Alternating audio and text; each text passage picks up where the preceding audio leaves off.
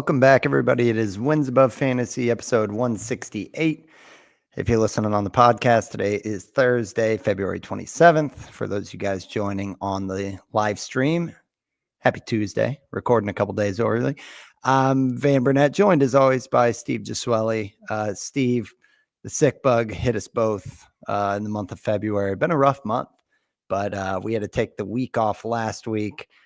A rare miss, but the silver lining is now we are officially back on the weekly schedule.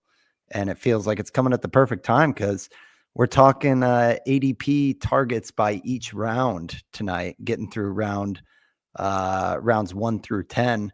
And it kind of dawned on me, especially as I've been listening to a lot of, other podcasts, stuff around the industry, that usually this time of year, you and I kind of know who each other like up and down the drafts. And I feel like we're still kind of in the discovery phase. So it feels timely to get on the weekly schedule. But tonight's going to be an awesome show, very draft focused, which 'tis the season. I know you got the turf draft under your belt. I finished up my best ball double up. Enjoyed that as well. So we got some stuff to talk about. Spring training underway, but we'll let some of that stuff marinate before we analyze it too much. But how's it going, man? Hopefully you're feeling better. And talk to me about, what are we, 3 weeks less than from baseball? So very exciting times, man. How you doing out there? Yeah, that another international series, right? Tokyo series this year, if I remember correctly, right? So we'll have real games, like a free look, right, at NFBC. I remember last year the big deal was picking up like those 2 free Daniel Hudson saves, if you remember, right? Like That's right. You got those retroactive stats in NFBC. That was a big deal. I think Mookie got off to a Yeah, scorcher, and then he like stopped hitting home runs for 2 months or something. Yeah, that's right. So we'll have some real implications soon. But yeah, sorry about that. Was under the weather last week. Definitely would not have been a good episode if I would have fought through that. So postponed it. We're now on weekly. This is our last episode of February, and we're in the thick of it. I mean, I am just over 3 weeks away from our home league draft, which is super, super exciting. I know you got that coming up too, and it's nice, right? Like, February is a short month, so even though it's the 25th right now, it's only 3 more days. And then we once that calendar turns to March, it's really, really baseball season. With spring training games in full go, and like guys starting to go longer and longer into the season. So yeah, our keepers, excited. Glad to do it on Thursday. So we're like in decision mode already on like who's for our home league, like who are we keeping at certain roster spots. We do some fun ones. So as commissioner, I'm like, I'm sending the text. It's like, all right, guys, 3 days till keepers are due. So yeah, it's gonna be awesome. Are you drafting? So you're drafting ahead of the series? Our home league is that Thursday prior, like the 14th. So I got an early. I think it's after. When actually is that? That's I actually think a good it's. question. I want to say Tuesday the 18th. Yeah, or maybe Wednesday the 19th. So we're Saturday. We're the Saturday after it. So. Okay, so you're skipping. I mean, that feels like you'll be very ready for baseball. The start stop is kind of a bummer, but it'll be cool seeing like Imanaga versus Yoshi and I think also Roki should be pitching out there. I would imagine they would want him to. Just considering where it is, and Otani's not going to be ready, right? So I would imagine, but I don't know. Maybe they'll be more cautious with them. I haven't seen anything official on that. But yeah, regardless, it's going to be exciting nonetheless. But yeah, I'm in round like 30 of an NFBC 50. Finished up my turf league. We just finished up like our supplemental free agents draft in our dynasty league that we do. To like fill out rosters with free agents. So very, very much in the thick of draft season. So excited to do it and excited for this topic. I think it's very relevant, considering most people are going to be drafting from now until like March 28th, basically. Yeah. And that was the inspo for this show, is we wanted to do something that was very kind of draft first. So we will be looking, which we don't, I mean, Steve, we've never done player ranks. And I feel like that's something that causes you to get very kind of linear at the top of drafts on down. But we haven't always done this round by round thing. So it was kind of a fun exercise just to because usually our guys can come in clusters or we do the chalkboard, but this one kind of forces you to look at a range. And it's a pretty draft practical exercise where it's like, okay, if I had to choose from these names, which of these pitchers that are all pretty similar do I really like? Or, same goes for batters. But if I found that it made me think about certain positions or guys a little bit differently, and a lot of times those are the decisions that face you in the draft room where you're like, man, I never thought I'd have to choose between these four guys, but that's what ADP is saying. And I know in theory, once you get to a certain spot in the draft, it's also like, what is ADP, but a construct. You can reach a couple rounds, but it's still, sometimes those guys fall a couple rounds. So I found it quite useful. But I think for those watching the stream, we're going to pull up Steve's recent draft chart where it just shows February ADP round by round. We're assuming a 15 team league. So we'll each pick a guy that we're targeting in round one. Now, some of that is, based on the KDS of what draft slot would we like. But after that, it kind of gets into just what players do you prefer. So yeah, Steve, before we get into that, let's hear a little bit of the recap of the actual turf draft that you had. How you feeling about the team? What was the build? Talk to me. Yeah, feel pretty good. Got my team up on the board there a little bit early. We did this, I think 2 or 3 Saturdays ago, like early Feb. So for a non-draft and hold, Risky business a little bit. yeah, yeah, a little bit earlier than I like to draft, but still got a lot of the guys that I like, and I actually listened to Justin Mason break down our draft since it was like one of the first ones they did it on Friends with Fantasy Benefits. So it was pretty funny hearing those guys break it down. And Mason liked my team. There's a few tweaks here and there that would have, but it was a very similar build to like what he does. And he's a big Corbin Burns guy who was my first pitcher. This is unreal because 4 Yeah, months ago, I remember you saying, I don't know if I'm going to be in on Burns. And yeah, here he is, like your linchpin. yeah, But yeah. people I feel like the industry is kind of turning around a little bit on Corbin Burns. I think he's from Arizona, I believe. Like I think it's a great landing spot. Like it's more pitcher friendly, especially for it's tough on lefties. So Right. platoon weakness. Burns is a righty. Less damage from lefties is good. Yeah. The sweeper was broken out at the end of last year with Burns. His cutter looks good so far in spring. So my stock has definitely gone up with all of the things that changed in Corbin Burns' circumstances and what's been going on. And honestly, a lot of it is, it's been Eno's like number one starting pitching target, like just where he's going based on ADP, getting him in the back half of the third round, I think is a good spot for someone that does do a light punt on pitching. So happy with what he went there, but I backed Burns was backed up by or the first 2 picks that I took there were Tatis and Turner, 2 guys that I like that I think segue into our Rundown here. our Yeah. main topic here. Like those are the 2 guys that I like in each of those 2 rounds. Turner, I'm not as fully convinced on. I think it's just a good fit for 5x5 leagues, just because he's, a contributor, if not a plus in 4 of the 5 categories, with homers being, just okay. But should hit for average, get a lot of runs and RBIs in that lineup. So I like him a lot. At a deflated price of the middle of the second round that I got him in there. I was from the 8th slot there, so essentially, yeah, dead center for a 15-team league. So How'd you feel? I mean, that's you're addressing a position there, but it's also one of the deepest ones. Did you ever find yourself in the remaining rounds looking at the board and saying like, oh, this would be a good spot for this guy, but I've already addressed short?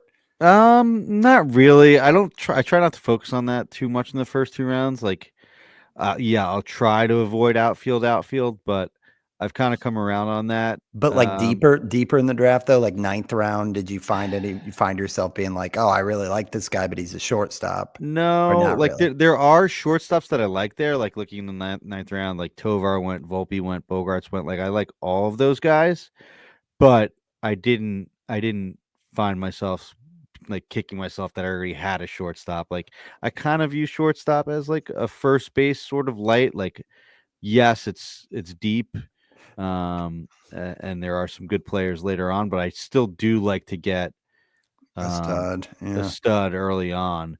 I know we talk about a lot of other positions as far as first and third too. So then you're kind of put in a pigeonhole if you take 3 infield guys. Hmm. You're probably not getting the pitching that you need early, especially in a weekly moves league with a competitive waiver wire like NFBC leagues are, like the turf leagues are and the earth leagues, like their TGFBI mocks, their main event mocks, their 23-man rosters with extremely competitive waivers and just sharp people in the room.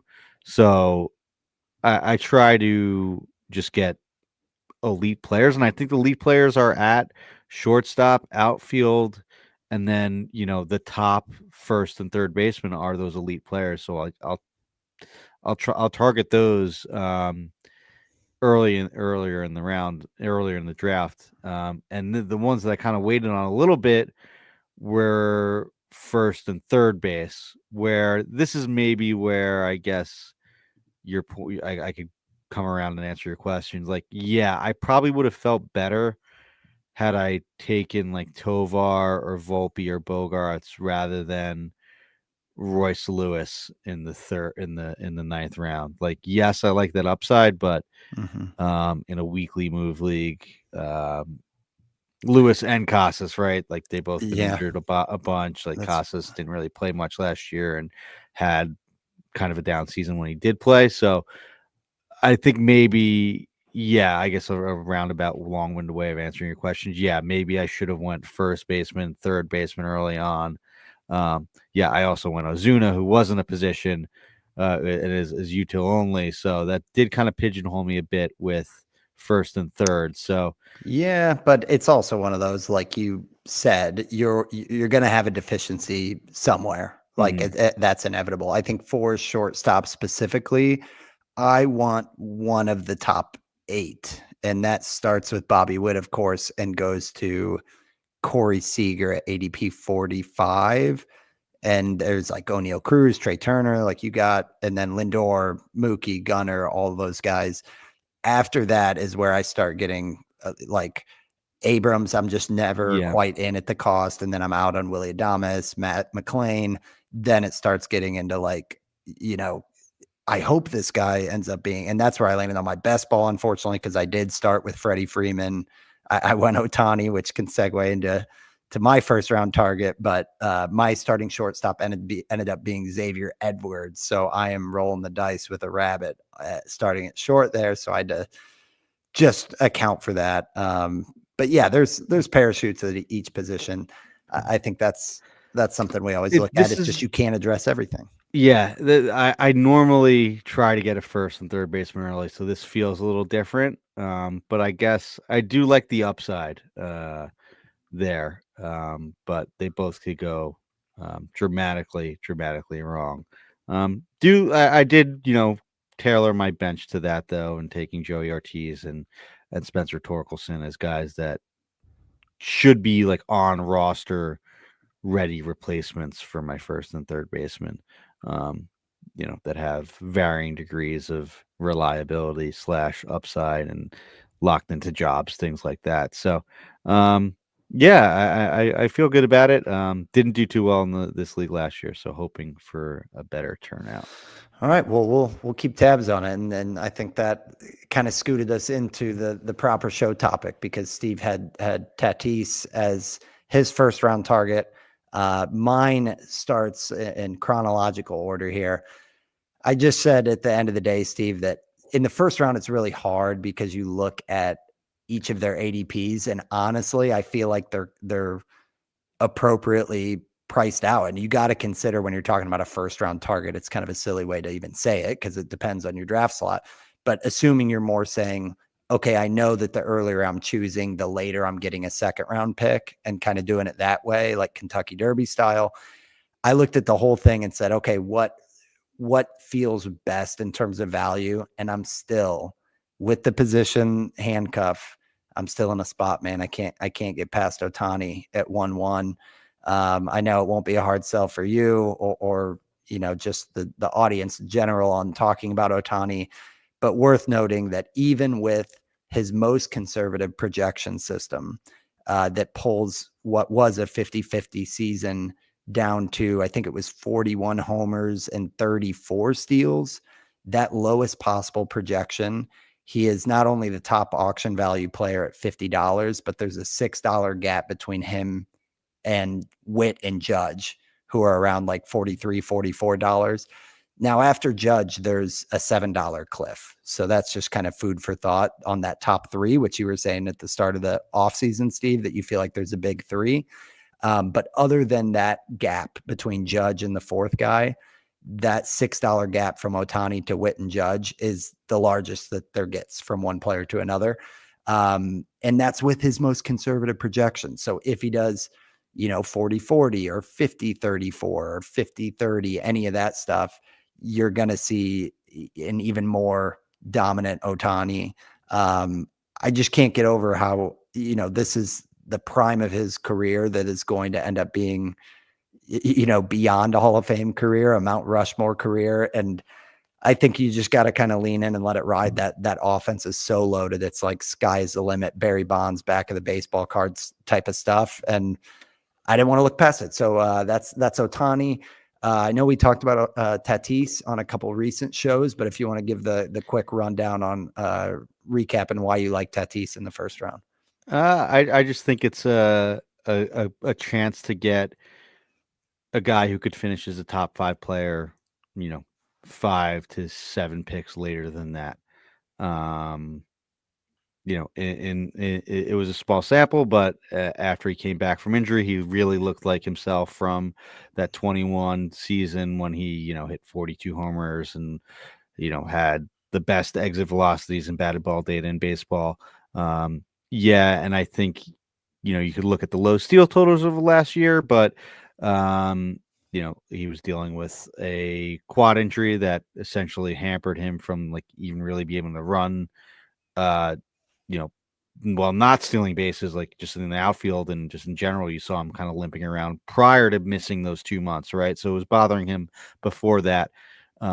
Came back, did run a little bit. I think he'll be all systems go, and like we could see like a vintage, 280, 40, 30 season as a top end outcome for Tatis, like we kind of saw 2-3 years ago before the shoulder injury, the wrist injury, the suspension, last year, the quad injury. I'm listing the reasons why he probably does go later, but I still am tempted to believe that full seasons will come for these sort of guys. Like, Judge went in the middle of the second round the year before he hit 60 homers, right? Because he's injury prone. Like, well, one time, sometimes these guys are going to not get injured and play the 150 games that you need them to have their 90th percentile outcome for seasons. And the 90th percentile outcome from season from Tatis is better than maybe every single one of these people that go ahead of him besides Ohtani. Yeah. I'd agree with that. Yeah. I mean, it feels like he needs it to happen because we've been chasing it as an industry a little bit. Now, granted, it's been a reasonable floor, and even dealing with like multiple issues with that quad stress thing that you're talking about, there are still signs of, I guess, improvement or polish for Tatis. I mean, he's still 26 years old. The strikeout rate was better last year than it's ever been. The hard hit numbers were as impressive as they've ever been, pretty much. So yeah, I'm with you, Steve. I think he's one of my favorites in this group. You talked about Turner. Mine in the second round, it was actually a surprising exercise, like looking at all of these because there's so many good names, but it's also a matter of like looking what price, I guess, or how early in the round, and does that feel like it's a great value? And Yordan Alvarez jumped out as one of the early round ones that was like an honorable mention. But the more I spent time with it, man, Ketel Marte at the end of the second round, which almost pairs with my Otani first one because it's the type of pairing you could look at. Mm-hmm. You are getting a guy that obviously is coming off of kind of a career year. His home run to fly ball rate looked very unsustainable. It was like 99th percentile, and that led to a 36 home run season. That said, there were other things that looked supportive of that. I mean, his pull rate skyrocketed and it was 96th percentile. His barrel rate ramped up quite a bit. His hard hit rate went up huge. It was fourth in the entire league. A second baseman had the fourth highest hard hit rate in the entire league. And again, going back to that auction calculator, which I think is just a useful tool to look at position cliffs, really. I talked about the gap kind of player to player from Otani to Witt and those guys, but from Ketel to the next second baseman, there's a $7 auction calculator gap. So obviously you're not getting a Jose Altuve in like the third round. Some of that's baked into the price a little bit, but it just underlines that if you can shore up a stud like Marte that very easily could be like 285, 30 homers, maybe more on that. I know you talked about the ballpark in Arizona, but for right-handed hitters, I mean, we've seen that pop play up for him and Christian Walker, which it's like for Christian Walker going to the Crawford boxes. Like his homer total would have been the same in Arizona as it would in Houston last year. Like there is righty pop potential there. So Marte seems to know how to get the most of that, and that offense has been better. He eats up runs, which is, as we know, a very underrated stat. So for all those things and kind of that back of the second round, like I feel as good about him, if not better, than in years past where you looked at like Altuve and Albies at the 2-3 turn and you were like, oh man, it would be great to shore that up. So yeah, I'm kind of Marte's growing on me, and man, that's a relief because almost immediately after that, you're kind of sacrificing one thing or another for a second baseman, or saying, oh, well, he'll help me. And Marte doesn't come with a ton of speed. So it's not like he's 5 categories across the board, but the categories he does help, it seems like he's like an elite standout, and I totally buy it. So that's mine. Not sure if you got any thoughts on Marte, or if you want to add to Trey Turner, who we have not really talked about a ton this offseason. I'm going to push back on Marte a little bit here first. Yeah, let's hear it. I think the fact that Marte had 36 homers in 136 games, so 1 homer every 4 games essentially, and had this amazing year and was a fantasy and real life all-star, MVP quality stuff. Like, he only had 136 games and 504 plate appearances last year, or 83 plate appearances last year. And, he's missed a ton of time. I like that. Like, I think his amazing season masked how much time he's missed over the last 4 years. Has he missed? I mean, he did. I mean, he missed 137 games. Like he's been more that's durable a than good amount of games missed in this year and in 2024 and 2022, right? Like it's almost 30 games. That's a month worth of games basically. Sure, we don't dock Tatis on that. We don't dock no, but his career high in games was back in 2018 at 153.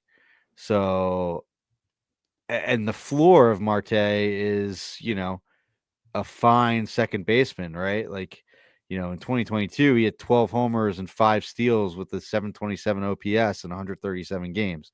I'm not saying he's going to repeat that, but, if you look at his hard hit rates, like, there's one that's the outlier to me, and it's the 53.5% from last year.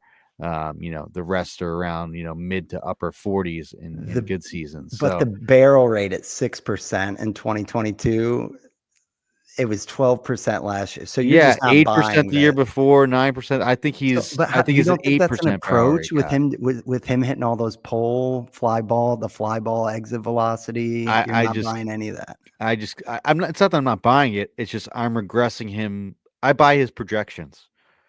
I His buy him. projections His have him. projections have him as a 27 homer guy with 270, 350, 483. That's you're essentially paying like a position premium, like, and that's it. Like his numbers wouldn't be that much different from Altuve, who goes 30 picks later. Um, in my mind, I think you're buying Marte at the peak, and you're buying a position scarcity inflation that's driving his price up. I think it's a combination of both those two factors. Um, and I just can't see him hitting 36 homers with 93 runs and 95 RBIs in 140 games, which is what I think I would project him for. Well, I'm not buying the 36 homers. Like, I think the home run to fly ball has to come down, but I don't think the projections are baking in the barrel rate, the hard hit rate, some of the like legitimate gains that he had last year. Yeah, I guess it's a question of how much of that is he going to keep. I mean, I just don't know. Like, I don't know why you would just straight up throw it out I'm not throwing just it because out, he didn't but do it, just because he hasn't done it like years leading up to this. I just would be surprised. I would be surprised if it was a double digit barrel rate again. Like Okay. his career barrel rate is 6.3%.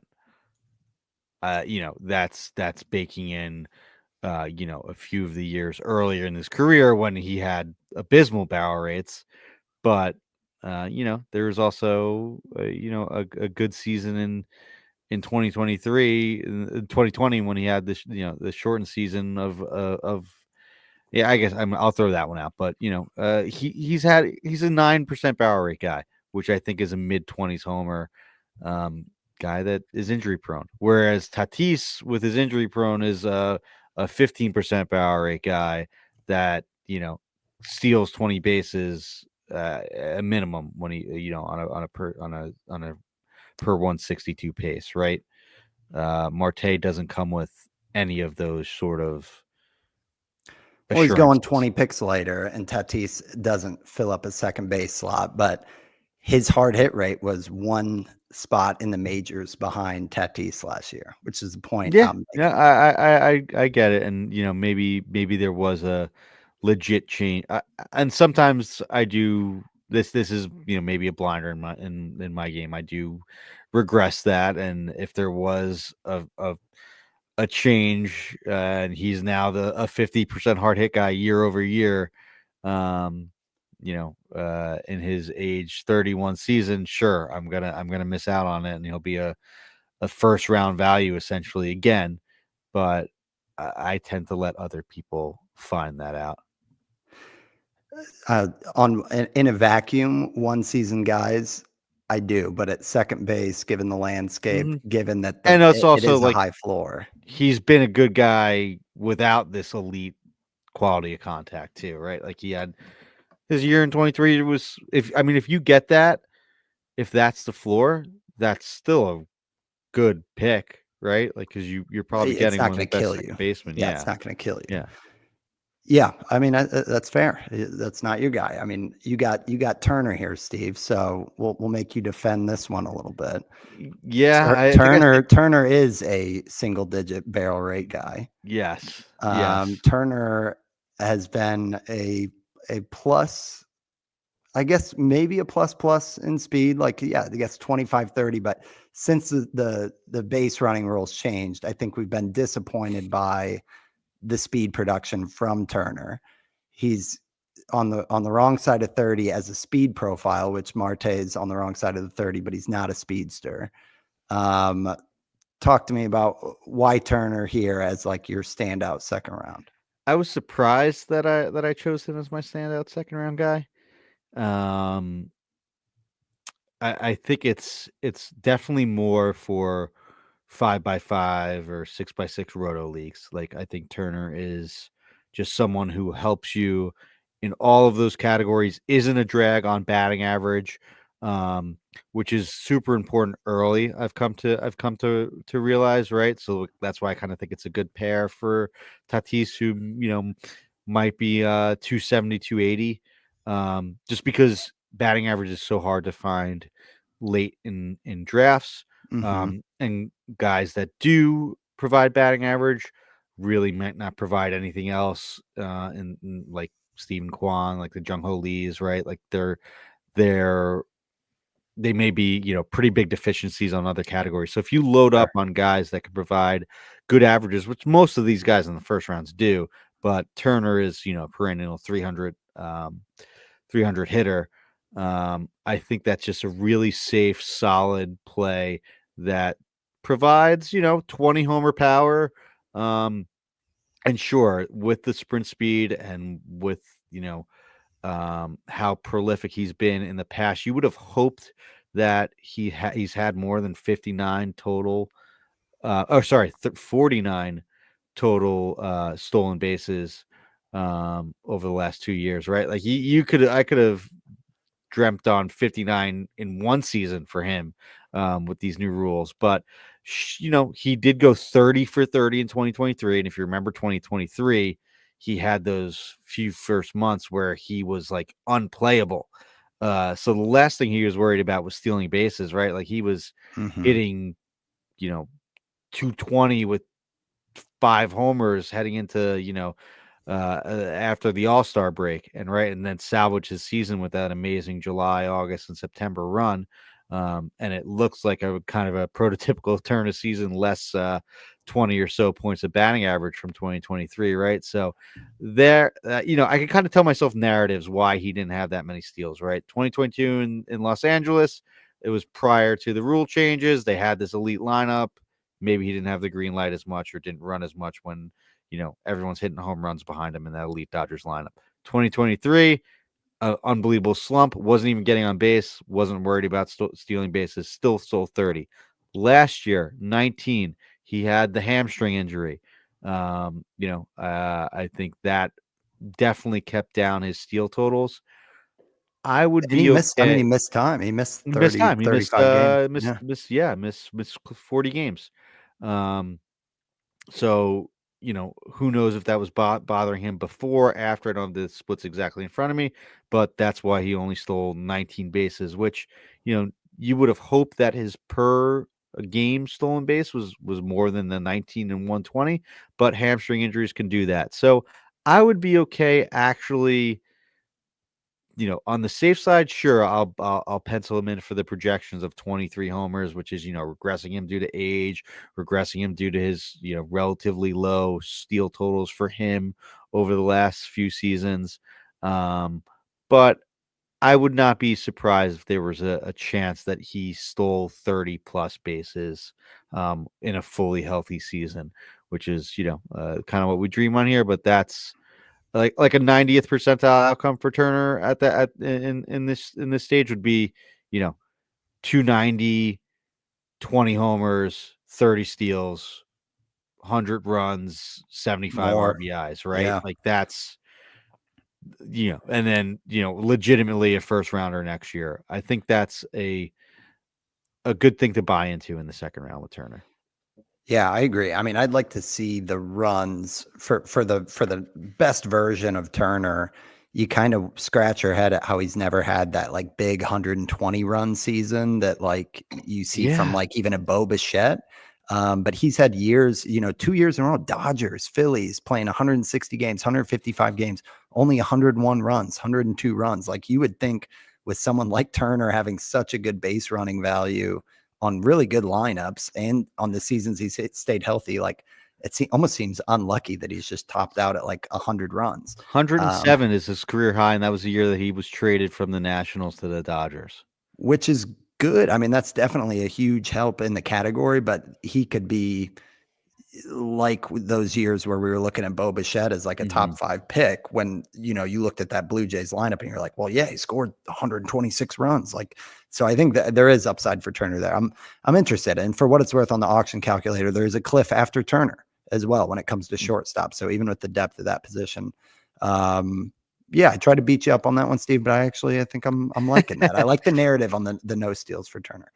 Well, third round, we've got a pair of third basemen that we seem to like, just kind of stabilizing. I went Rafi Devers, who's the 31st guy off the board. You went Austin Riley. I think they're pretty interchangeable in that range. We talked about the two a couple shows back, but Devers just seems like kind of a metronome. I will say that the more I look at the board, there are some other third basemen that I think are nice parachute picks, whether it's Jordan Westberg. I'll talk about two other names specifically later, or actually, I think it's kind of just beyond this range, but a late Isak Paredes, I think, is a great third base parachute pick. So I'm not totally burned if I don't get a Devers or a Riley. But it definitely seems like these are guys that we're going on 4 or 5 years knowing exactly where they're going to be drafted next year. And it's right here. And it's pretty much 30 homers, 270, should be around 95 on runs and RBIs. Devers had ended the season with a shoulder injury, so that's the only thing that's a little bit nervy. But for how long he's been in the game, he's still 28 years old, power prime. So yeah, I like Devers. Talk to me about Riley, Steve. Are you? I know that you mentioned the shoulder. He is ramping up slowly. Should be in Cactus League game or Grapefruit League games next week. I'm usually all in on Devers. I'm a little bit scared of that, especially because he missed time last year, was hurt last year, and then comes to spring training. What if first thing you hear about shoulder? Right. That's just a little bit concerning. Which may be a tiebreaker for me. Like I want to like that's why I want Riley. I may even prefer Machado to him, who goes a little bit So later. those were the two I looked at. Yeah, On my list, Riley was the 27th yeah, guy off the board, yeah. Steve. So Okay, he okay. was So not in my list yeah, for this. But he yeah, fell a little bit when for we me. looked at the two right next to each other, Yeah. I actually do prefer Riley, like I said a Okay. couple Okay. shows back. Okay. Yeah, that's fair. Don't have to get into it. I know we got a lot of names to get to, so we can kind of move on here. I know we want to get to some late names too that we can kind of skip up to too. So fourth round, this is ADP 46 to 60 in this range. The names I was looking at, not particularly thrilled about drafting some of these names. And a position I'm not thrilled about drafting this season is outfield. So those two Really? things, yeah, I know what people have talked about depth of it. It feels like it is like when you're in the single digits of outfielders and you've got like James Wood and Wyatt Langford, like these guys that short track record, they come with their, if you look at these 2 months or, if this goes right for them, Michael Harris II in the 30s, like it does not feel like outfield of past where I am like very confident in the top 10 So guys. And then the So you deeper you don't get, think Wood and Langford are this year's Merrill and Churia? no. No, I don't wanna pay for that. And I don't think you had Sure. to pay anywhere Yeah, close for that they went for later. Yeah. Merrill last Yeah. year. And then once you get into the other guys that are like still OF1s, you're looking at guys with short track records that are just like, okay, Bretton Doyle, Lawrence Butler, like, yeah, Lawrence Butler could be a top 25 pick next year. He also could be a top 200 pick next year. And like that's the risk of some of these guys. And even you get into the high floor guys like Suzuki and Santander. Like a prime example of Santander has been the same guy for 5 seasons. We've always been able to get him between a pick 100 and 130. This year he's going 82nd. Like that says everything to me about like the landscape of outfield. So because of all these reasons, and Ryan Bloomfield coming on and getting me inspired last show. I got him at 102. I got him at 102, but yeah, You got still who it? point still stands for Santander.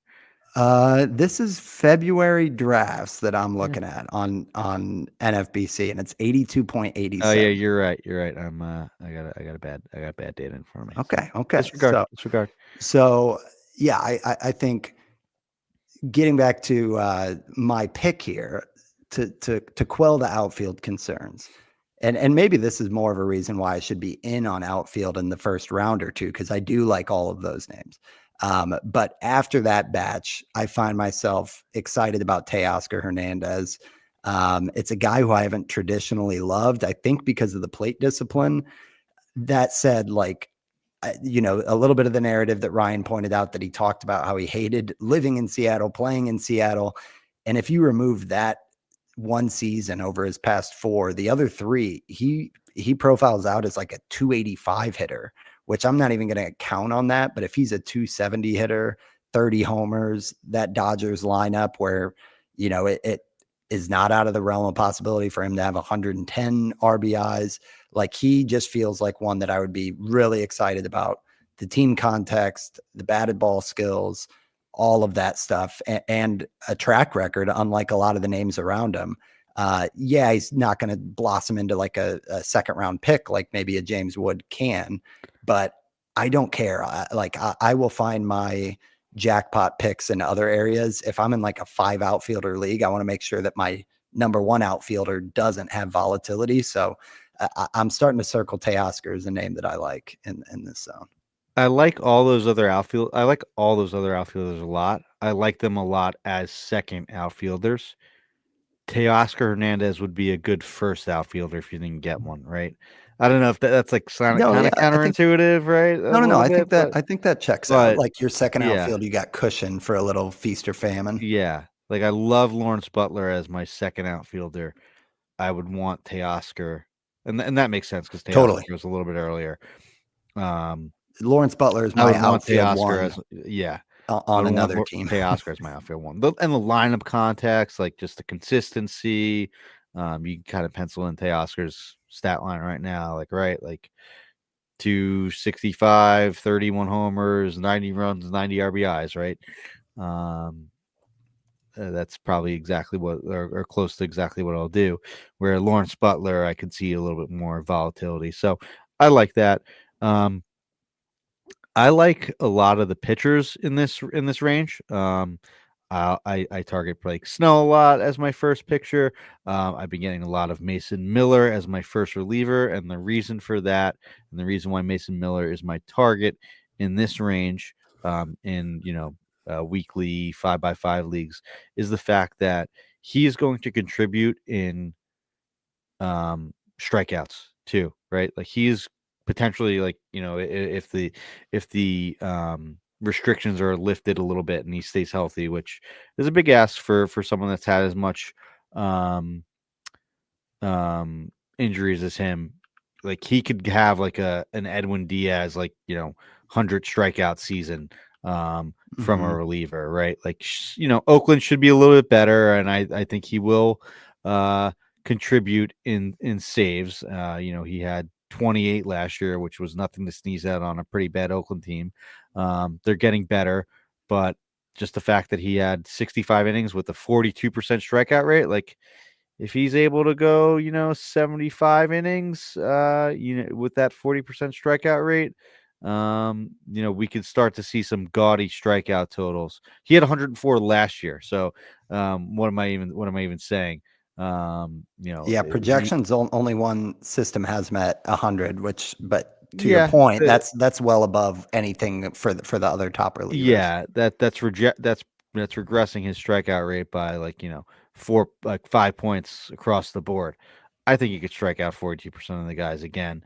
And who knows? Maybe it's even like that. What was that year that Edwin Diaz struck out like 50% of the guys that he faced? Right, like, essentially the reason why I like him as a closer target early, and I've starting to understand why you need to buy closers early in NFBC leagues, is because he's such an attribute in all the other categories too, right? Like, 100 strikeouts in 67 innings is pretty amazing. Like, there's some starters that he may approach as far as strikeout totals, like guys that pitch 120 innings a year or so that are still valuable fantasy assets in 15 team leagues. Miller could be a closer that provides you a little bit more. So I've been targeting Miller a lot in the 4th round. Yeah, the closer that comes after him, like less than 10 picks later, is Helsley, who just kind of got so many fortunate save opportunities, doesn't have anywhere near the pitching stuff that Miller has.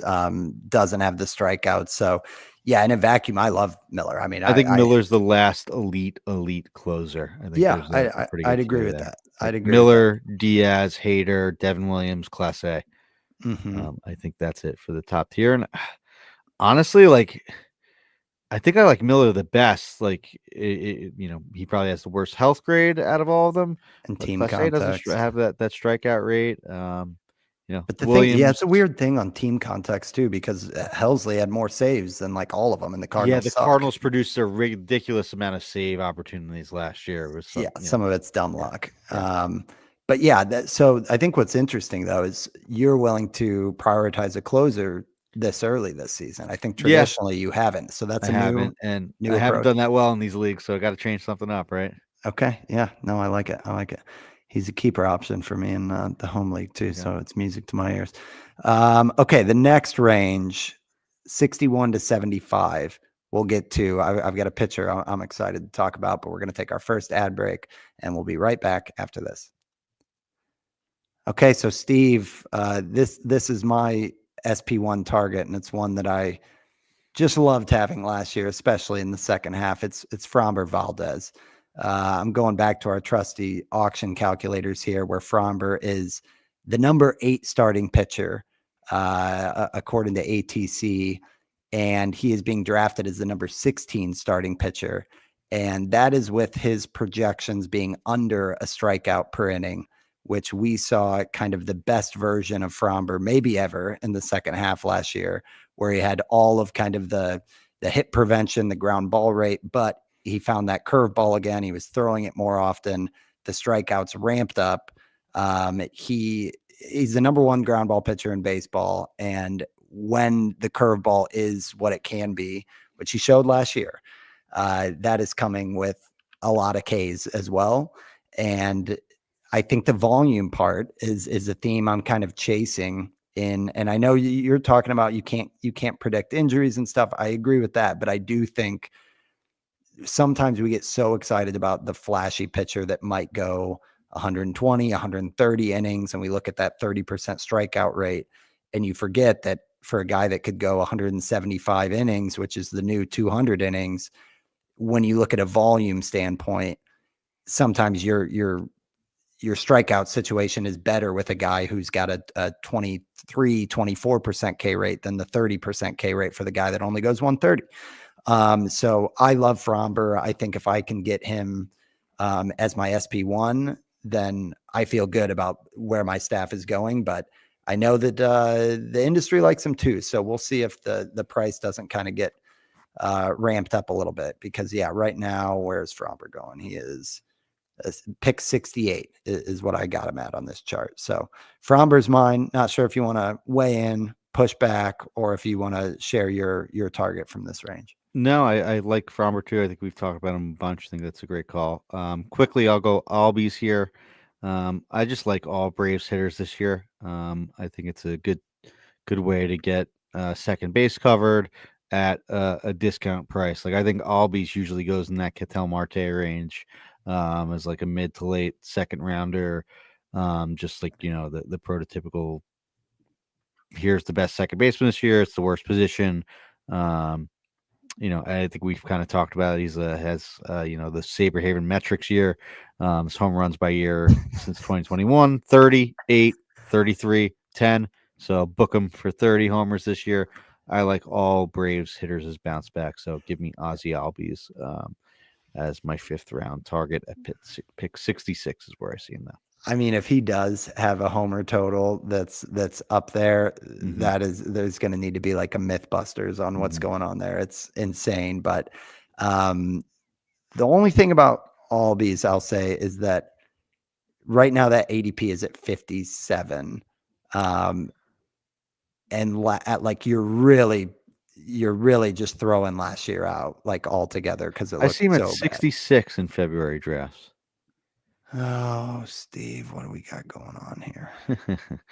I am February 1st to February 25th, all drafts. I don't know why we got different numbers. Yeah, I don't know. But yeah, in any case, I don't know. I just don't know if I can. you're kind of paying, like you're obviously not paying for last year. If you were looking at last year's production, No, you'd be going, he was a second round pick. Yeah. well, I'm saying the season he had last year would be going well after like pick 100. So you're like the cost is definitely saying he will get pretty dang close to what he's done every other year. But yeah, do you feel like it's a risky pick? No, I think that he was hurt last year, and like I'm more willing to write off last year. I think it looks riskier because it's sandwiched between 2 years where he was hurt and unproductive. I think he's, you know, a true talent, 260, 800 OPS, 25 to 30 homer guy in a really good lineup. Okay. Yeah, the back of his baseball card looks concerning, obviously, but Yeah. there are I mean, injuries. What are the I injuries? the projections I Fractured think left hand. are the projections I think are pretty light. Like I think that, you know, they're saying 145 games. Yeah, I guess maybe he is more injury prone than I would like. But None of them are really like soft tissue. Like there's I yeah, there guess was a like a broken hamstring, but foot, fractured left wrist, a hit by fractured a toe, a pitch. Yeah, fractured yeah, right wrist. Like, yeah. yeah, that's so, I mean, yeah, some guys are better at not getting hit and breaking their hands, right? Like that's a thing. yeah. But I think the projections are light on his power more than anything. Like, yeah, they're probably right about the 145, 150 games. But I would buy upper 20s homers, not 20 to 23 like the projections have. Okay. Okay. So that's Fromber and Albies. Next ADP range we got, this would be kind of round six, ADP 76 to 90, again for a 15 teamer. I got Bailey Ober here, Steve. I think we both had him at different times last year. I know he kind of plummeted a lot of fantasy managers with some of the blowups, my season as well. But at this stage in the draft, I feel like you're looking at a group of starting pitchers that offer kind of this low whip thing and maybe not a huge amount of strikeouts. Like Imanaga's in there, Bryce Miller's in there. Ober seems to be the least expensive, and to me, he has the most exciting strikeout rate. Now, I know a lot of people like Bryce Miller, but Mm-hmm. Ober has the extension. I mean, the extreme extension. I know he doesn't have as much kind of like raw velocity. And his changeup is just dominating. His control for being that size, especially, like blows my mind. But he's done it. And like, I like kind of the progression of him as a pitcher in terms of workload, in terms of skills. And there were even seasons in the past where his slider was like a definite weapon for him. And it wasn't last year when he was really good. So I think Ober at this stage, and I've always liked the Twins pitching staff over there. Like they are the pitch coach. They seem to get a lot out of guys. I know it hasn't been the case for like Pablo Lopez, but in general, I like what they do with pitchers. And I think Ober at this spot in the draft is like just a whip is the run scored of pitching stats, Yeah. and it always gets overlooked. And Ober is such an asset in whip that I feel like if that was his ERA, it would be like a 3.20 ERA and people would care way more about him. He's still helping that much in one of the five big categories. His volume has gone from like 140 to 170. Like he just feels like a horse. And and I know it's a big if, he doesn't have some of those massive, 9 home run or 9 home runs, 9-run blow up starts, it makes you wonder how much better the overall line will look. So I like Bailey Ober a lot here, but in reality, this whole range is my range to load up on probably SP2 through SP4 for me. And Ober is one of many that I would be happy with, but maybe the one that I'm really looking to grab. I think low whip, like high homer per nine, good strikeout guys are pretty valuable in 5x5 formats. Bailey Ober, Blake Snell, obviously, to more an example from the upper echelon of pitchers, but also guys like Joe Ryan who go Yeah. a little bit earlier too, right? Because like, yeah, they give a bunch of home runs. They're probably going to be solo shots. If Right. not maybe a 2-run, but like that's all they're going to give up. They're going to get a bunch of strikeouts. WHIP is going to be low. ERA may be a little bit too high, but like, you know, they're like, it's really really important to keep your WHIP low.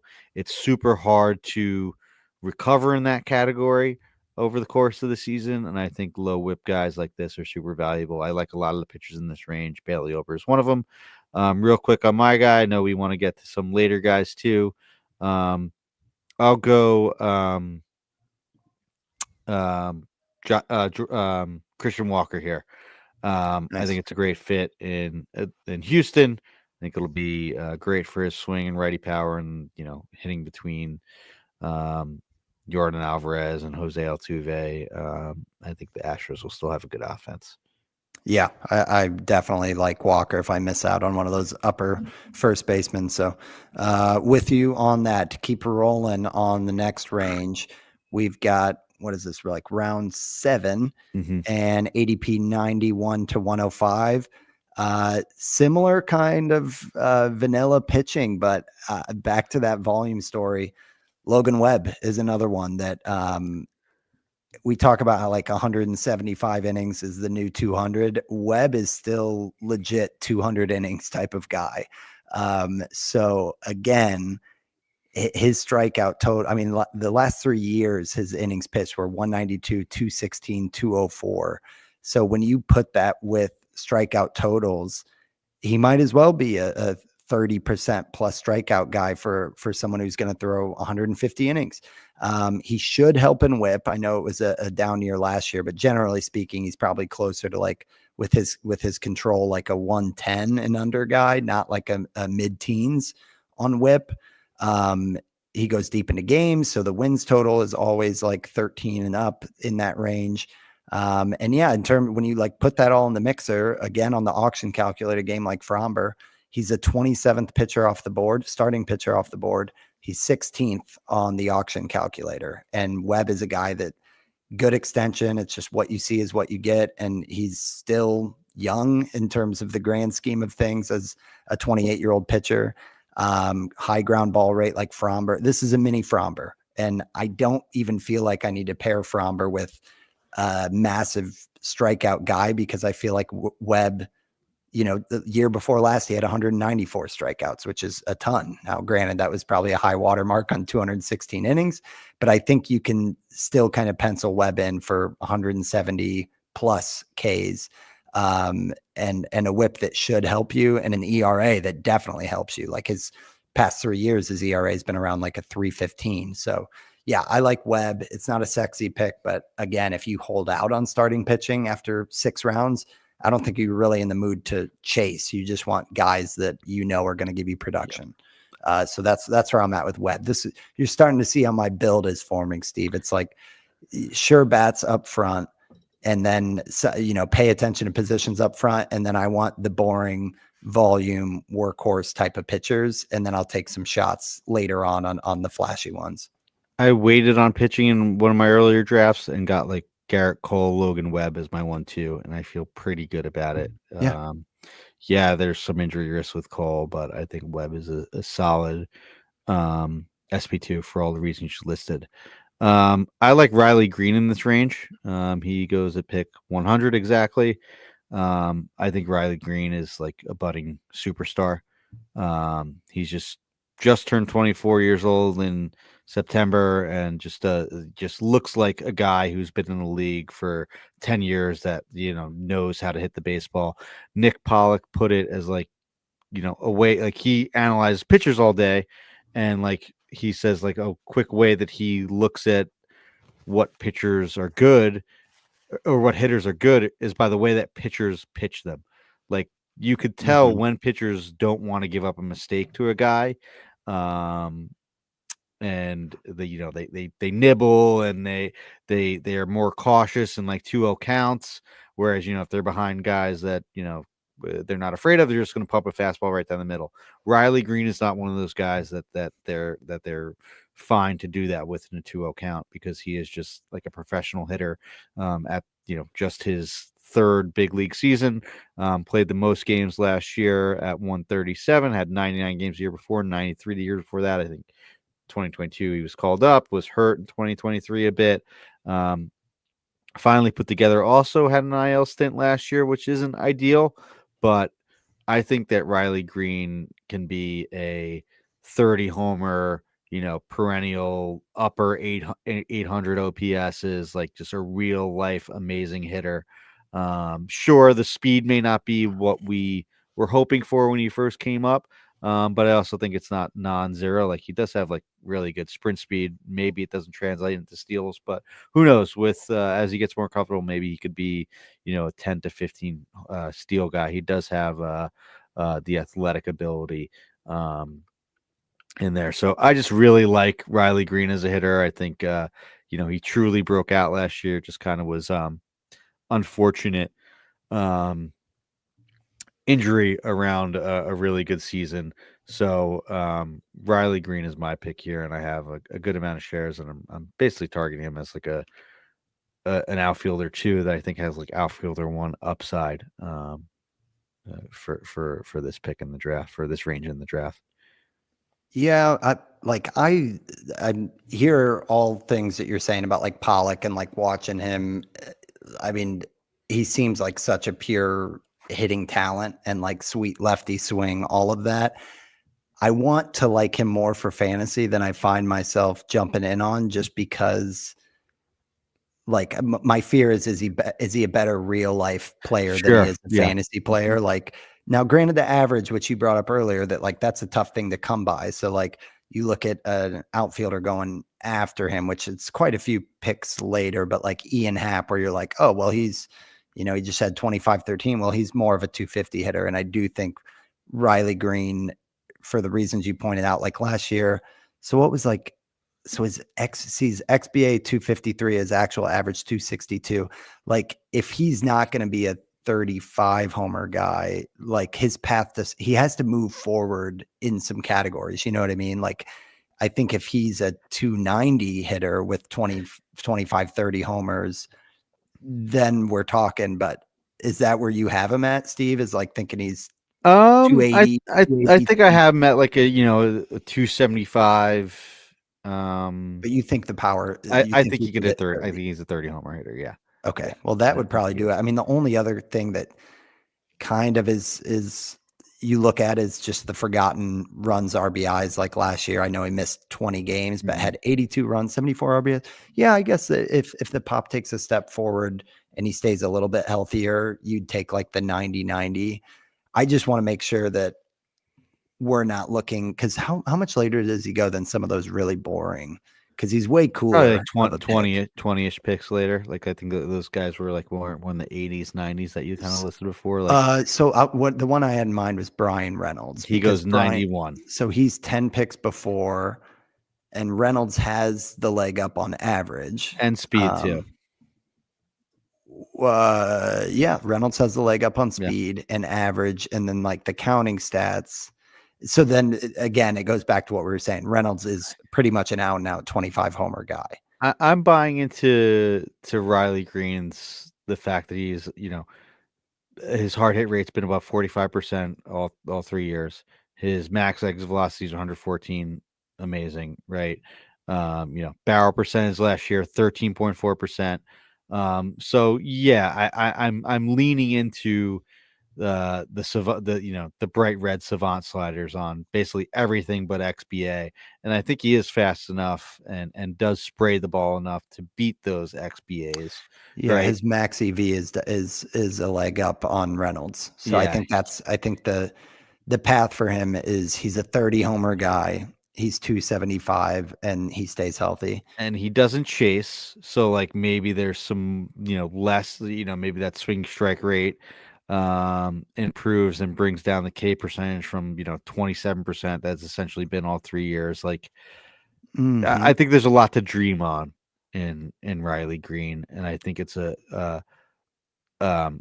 someone that has a good floor that also has all these tools that says, hey, whoa, this could be I like it. an amazing hitter. I like To it because watch out for. I'm looking for outfielders to like Yeah, desperately. So I think there's one for you. Riley Green. I'm in on it. I would love if we've seen it a couple years, which is my Sure. point, that this whole outfield batch is very much like, oh, they should be able to, and we hope they can, but they don't. Other than Teoscar, there's not a ton that it's like, oh, they've done it for 4 or 5 years. Reynolds is one. Okay, so we've got just a few names left, but we should take our second ad break. We'll wrap up with our last 3 rounds here right after this. All right, so Steve, we're moving into round 8 here, ADP 106 to 120. This is another one. You're probably getting sick of me talking about positions and second baseman, but I've just found myself in that pinch and kind of got excited about Luis Garcia in this range. I think you have to go back 3 years ago to when he got called up and we were like texting each other like, go add now. And his AAA, it looked like he had found pop in AAA, and that kind of like went away a little bit. His hard hit rate went up last year, and the homer production was okay. Like I think he's probably 15. You're lucky if you get 20. But the Nats ran wild last year, which is really where the value came in for Garcia. On top of that, obviously, like we've mentioned, it's the second base kind of doldrums, so you're addressing that. But I feel like he's kind of the last option that gives you some average power, speed, and feels like his career is on the ascent to where he actually might just be kind of growing into a prospect we were pretty excited about, just 3 years back. So Garcia is one in this range that I was trying to mix up, some hitters that I would be excited about. And yeah, I again think after Garcia, there's kind of a cliff drop off on second baseman to where he's one of the last ones that, because after that you kind of get into, okay, you got Luis Arias, who's totally like a one cat specialist. Xander, which it's just so meh. And Bryson Stott, Andres Jimenez. Like I'm just not excited about a lot of those names. And then you start getting into just like speed only guys. So I like that Arias is one that can give you kind of this 15-15, I think is like the baseline that I'm hoping for, and a pretty good average benefit. I mean, he's a better average hitter than Jordan Westberg that goes before him, Matt McLean that goes before him, Marcus Semien that goes before him. I mean, possibly even Albies from an average standpoint. It just kind of depends what Albies you're getting. But yeah, Garcia is one that, again, I didn't go into this offseason thinking that I was interested in him, but looking at the full landscape, I'm starting to warm up on that. Yeah, me too. I have him on only one team so far. I thought it was on more. Let me see if he's on the team that I'm currently drafting right now. Great radio. I grabbed him in my only Yes, completed he draft is. so So far. I have my second share. So I actually have him and Xander Bogaerts, believe it or not, at second. I like Xander a lot this year. I think it's nice that he has second and short. I think he is a good oatmeal, boring kind of guy that should be good if he's able to stay healthy, and was better when he came back last year. So side on him. But yeah, I like Garcia a lot. I think it's a good option at second base if you don't get one at that stage. My guy in this range is another pitcher. It's Hunter Brown. He has been a consistent SP2 target. If I take a Corbin Burns earlier, I like to pair it with a more upside Hunter Brown that I think has also a good floor and is just kind of this guy that goes in our favorite range of pitchers. Everyone can go through the numbers of how amazing he was from April on once he had the sinker and moved on the rubber. I think Hunter Brown could be, drafted 50, 60 picks earlier next year. That's how good I think Hunter Brown could be. Yeah, he's in this batch of pitchers that I'm just like generally excited about. Yeah, I like any one of them. He's around Joe Ryan, Grayson Mm-hmm. Rodriguez, Freddie Peralta. Set your cue, and whoever falls, Honestly, it's man, good. Yeah. I was just about to say, like, it's hard even listing those names off how I would be more interested in one than the other. But Hunter Brown has been a name since the end of last year that we were like, we can't forget that we really like where he's at. And Mhm. I feel like because of that glob of really solid like SP2, SP3s, maybe you're not paying for the helium that you might have paid in past Sure. drafts. You know what I Mhm. mean? If there are only 3 of those, he might be going, closer to where like Roki Sasaki's going at like It's funny how 97. like Schwellenbach is really the only one that's been bumped up like That's that true. 15 Yeah. picks. I like Schwellenbach a lot too, I but do. I do it too. makes me He's starting to get priced out yeah, with it all makes the me want names to just be around like, them. all right, yeah, I'll just take, Ryan Rodriguez, Hunter Brown, even Yeah. Freddie Peralta too, right? Like I'm good with that. Like I think those guys are all pretty good pitchers. Yeah. Yeah. Yeah, Schwellenbach is so interesting, man. Like, what's crazy is people like when they try to say why not on Schwellenbach, it's always just like, well, it was a big jump. Like he was so good. Can he really be that good? But they have There's really nothing to not point much to. to yeah. There's not much to say that's bad. Like I feel the same way kind of about Hunter Brown. Um, I guess I see like He's just Schwellenbach. had the Schwellenbach like, seems a little bit yeah. more well rounded and has a really deep arsenal. Didn't have that horrific month. Like Schwellenbach just seems like all right. That's it. Like there's no holes to poke Hmm. in his game at all. So I Did kind of get it. and I think control is a huge Definitely, gap yeah. between the Great point. two. Great point. Great point. Did Hunter Brown's like control get better in the tail end of the year? I mean, I think it had to, Right. just Yeah, I considering mean his where it came from, right? yeah, right. Uh, Yeah, I mean his whip in August and September 0.87 and yeah, 1.17. So that was 6 walks and 23 innings, 10 and 30. yeah. Just looking at like his walk percentage by month, in April and May it was 12%. In April and March it was 12%. In May it was 9.2, 6.7. Yeah, like he kind of like brought it down basically throughout the year. Like it was 6.7, 7.7, 8.5, 6.3. So like yeah, a lot of the walks came in April and May, So and then back half of the year it was figure kind yeah. of like a Back at 7% the half of the type year, he was growth. an average, Yeah, which as you'll far as take. walks, yeah. Yeah. And I mean, say what you will about Houston, but I think we both think highly of them for all things pitching. So Definitely. yeah, I like Hunter Brown, and for what it's worth, Arrighetti as well. I'm not fading as Oh, yeah. much as the Agree. industry's out on him. Okay, yeah, I think that gets us through round 8. That was Luis Garcia and Hunter Brown. So moving around 9. Uh, this one again, I mean, I'm kind of interested in Alex Bregman. I think the landing, I mean, obviously you think of Bregman and it's like it's almost the very next thing you say is Crawford boxes with him. And I just think that like, and Steve, you're the park factor king, so check me on this. But when I was looking at park factors for right-handed hitters, Houston was actually, I know for pop, it's great, but for Yes. just general stuff, it was like middle of the pack, whereas Yeah, Boston was like second or third I mean, with the well, think about wall. it, right? That right field or that left field in Houston is so short, and the Crawford box, like, there's really no room for singles or doubles. Like, it's either your home run or you're gonna be flying out to that left fielder there. Like, right, that's why Jordan Yeah, Alvarez was passable in that position all the time because you know, there's not the ground to left cover. center gap is going to be covered by the center fielder, and the left field area is basically cut in half because of those Crawford boxes. Um, the same, it's very similar for Boston, right? Except for the fact that not only is it shorter, right, for home runs, but it also has that extremely high wall for doubles, right? So it's closer than the Crawford boxes but higher. So maybe a little bit worse for home runs, but better for doubles and even singles off that wall, right? Right, So right. that's probably why the overall park factor is definitely going to be better for Boston.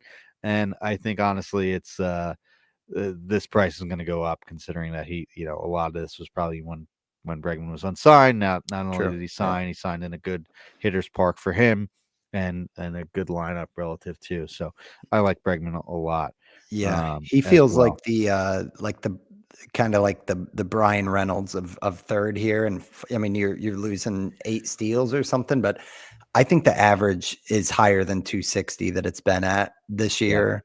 And who knows, man, second win type of stuff with like a club, like obviously the Red Sox have a lot of just identity and soul to their organization, where like I would not be shocked if we saw kind of a little bit of a renaissance for Bregman.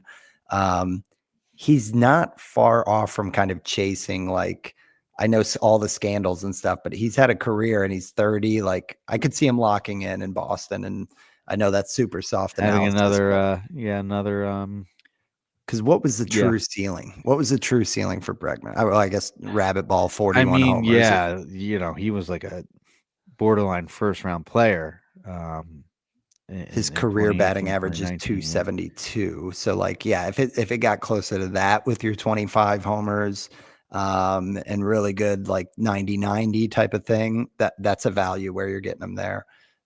So yeah, I got Bregman. Who do you got in this range, Steve? Man, this is a tough one. I feel kind of cheating, but I'm gonna go Spencer Strider. Like there was just news out today that he's going to be pitching in spring training games. Like, Mm, I think he'll be back sooner than people think. It wasn't Tommy John; it was that internal brace procedure, which you come back quicker from. So I think Spencer Strider is a great buy, especially in IL leagues. oh my gosh, I yeah. doubt he's going this late in leagues where you're able to put him on the IL, but I mean, yeah, if he's throwing in spring training, you have an IL slot, especially if you have like like a if he league with the playoffs, like home leagues and stuff. It's like how soon is too soon? Like honestly, you could justify grabbing him before, I think, the batch of like Shode Managa, Bryce Miller, and everything. If you like, you just pretty much have to survive the 6 or 7 weeks, and then there's a chance you've got a I mean, DeGrom. if he's pitching in spring training games, like it might be like one of those things where they go through the rotation twice and then he's back with like off days in April. Like why would he Hmm. be pitching in spring training games if he was 5-6 weeks away? Like that's all. Like I would almost view that as like the start of his rehab assignment. Yeah, Where yeah, you could kind of like when he gets into spring training game, if it's like middle of March, I would say it's 4 weeks from there, and then, like middle of April. Then if it's later March, you know late April, which still yeah, is yeah. pretty good. Yeah, and I mean, they're probably just wanting to give him some, like, game time Sure, reps, and that's he's also gonna get fair. Yeah. clobbered and everything, but you're right, you don't wanna, like, also waste bullets or, like, have him throwing hard in the minor. Like, once he's ready, you kinda want him Yeah. to throw where it Yeah. matters. Also, shout out Uncle Ted per usual in the chat, but on the Bregman comment, that's a great note. Career 1,200 OPS Yeah. at Fenway, so that sums it Pretty up. good. Pretty Yeah, good. appreciate the input there.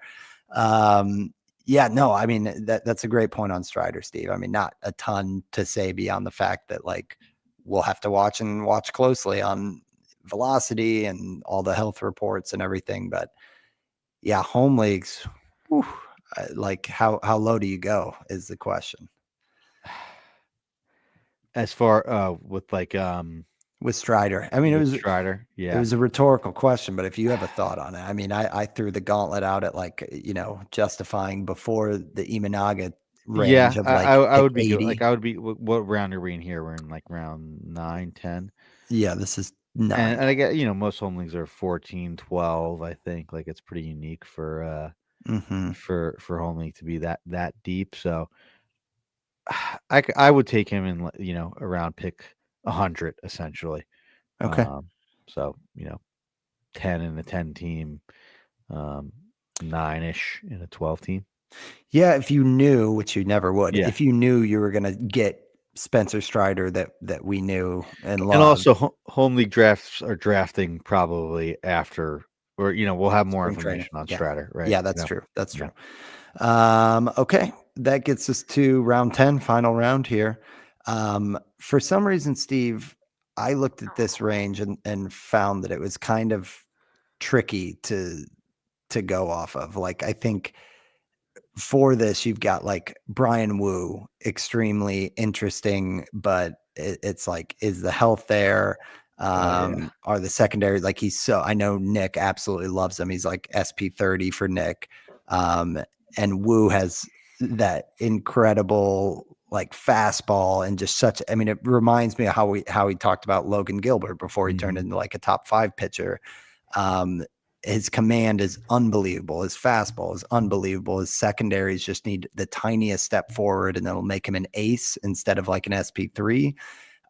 But the volume is a little bit of a question. I thought about Wu.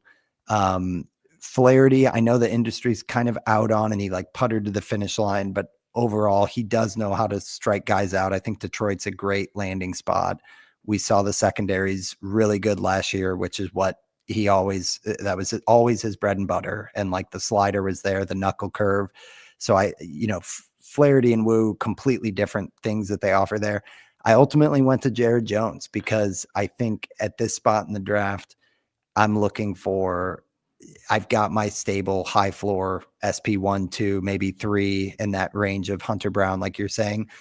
But this seems like the perfect time where Jared Jones might not ever have an ADP of 150 again. Like if he has any progression with the secondaries, a lot of people are docking him for kind of like, obviously it was ugly at the end of last season. His velo came down during starts, but also like there is growth for players. You know what I mean? Like it's not always a fair expectation to just expect that someone is going to get to a spot where you're doing this to your arm and throwing, 150 innings or something. And so I'm okay with seeing a little bit of fatigue. Like just they asked a lot out of him, so he needs to take another step forward in that. But he's already working on a 2-seamer in spring training, which he needs more than just that fastball slider combo. So adding the 2-seamer will help with that. And then he's talked about another possible pitch as well that he like didn't mention or he didn't name. So I think if Jones is kind of evolving the arsenal, pitching next to Paul Skeens, like I just see the whole Batman Robin of the staff, and I feel like he very, very possibly could be a top 40, 50 pick next year. And the whole industry is obsessed with him. It's just you're getting him at 150 because of the glob in front of him, but he's the type of talent that could leapfrog the good glob and just be better than any of the names we've talked about, possibly even on this show. So this is my scratch off spot in the draft, and I think it's priced right for the gamble on Jones, and I think if I can get him there, I will. I absolutely love both of these pitchers in this range. I'll go Brian Wu just to differ it because I had also Jared Jones there. Yeah, Jones busted out his sinker today. All the guys that we get all of our info, TJ Stats on Twitter, Pitch Profiler, all those amazing pitching breakdowns and diagrams were showing the Jones' sinker, and it looked pretty good. He said in an interview like after the game, he's like, "Yeah, I thought it stunk. I don't think it did," which was pretty funny. Yeah, I absolutely love Jones was my initial pick for this range too, but I So also you're in, like yeah. Senga in this range too. I think he could bounce back. Brian Wu just seems like it's all there, just a matter of him staying healthy. So I kind of actually am interested by this range, and Pico Armstrong, Dominguez, Francisco Alvarez for a catcher I like. I talked about Xander Bogaerts too. I think Xavier Edwards is an interesting steal play. So I kind of like this 10th round range, maybe a little bit more. Yeah, it was tough. Even Josh Lowe than with you that do. the Steinbrenner like hitting park, like the Yes, short a sneaky porch. good Like, yeah. steal guy. Good, outfield 3, outfield 4, I think. Mm-hmm. We saw what Josh Lowe did 2 years ago too, right? Like maybe last year. I know he was hurt last year, never really got going. So could be an interesting buy too. So I like this range, but yeah, Jared Jones, I think is like if you would have told me in July of last year that you could get Jared Jones at pick 150, Mm-mm. I would have said, okay, so he didn't pitch another inning the rest of the season. Right, exactly. You know, Yeah, it is insane. And like the raw talent, him next to Wu, like in a vacuum, who do you see at the end of next year being the better pitcher? I'd lean Jones just because Wu seemingly had a forearm scare like every other week. Like, Yeah. maybe it like I guess Oh in a yeah. true vacuum, like the injuries don't matter. So I guess I would go Wu. I think his fastball is a little bit better, despite how good Jones's fastball is, and maybe he's got a bit of a deeper arsenal. But hey, like on the flip side, Jones is also adding a sinker, adding like you said, like another pitch he hasn't like told Yeah, everybody that's what it is yet. Like he's hiding it. So, right, right. uh, but I like both of them. My answer would be don't make me pick. Yeah, right. Just grab them both. Yeah, I agree. That's what made this range tough is just like a lot to like in the zone, and even some other like Eugenio Suarez. I think that it's you're getting a nice Boy, price tag at for Eugenio here. This is the better version you've of. been the biggest Eugenio guy since since you buried him for dead a few years It's ago. a roller coaster, man. You've been the biggest That was Suarez fan that there has been since that Yeah, point yeah, on. that was the contrarian. He was going like pick 55, and I was like, he's not a 270 guy. And Yeah, now you're not investing at that level. yeah, So well, that was great, Steve. I think we've got next week. I mean, we're weekly from here on in, yeah. guys. So very much looking forward to it. If you want to give us any feedback, let us know if you want to do kind of rounds 11 through 20 in this format. Steve and I are shopping topics as we get closer. Of course, we'll do chalkboard. We'll probably do Bold some fun predictions, spin yeah, on like a yeah. spring training twist. I know there's a lot of those like day-to-day update shows, Mhm. but maybe our like biggest learnings from Yeah. spring training or what players we changed our minds on the most, stuff like that. Spring training knows you should care about. Yeah, I There like you go. that. I like that. But yeah, with that said, for all our listeners, happy draft season. Next week will be our March kickoff show. I can't wait, but can't steal the thunder there. As always, you guys can follow us on Twitter at Winsbub Pod. We're on Blue Sky as well at Winsbub Fantasy. I'm at Van_verified. Steve is at Stav8818. This is busy season. If you guys could go out, give us a rating and review, it goes a long way. We really appreciate that. Otherwise, it is great to have you here. We're counting down the days here for baseball season, and we will be back next week. Until then, thanks for talking baseball with us, guys. Thanks for listening.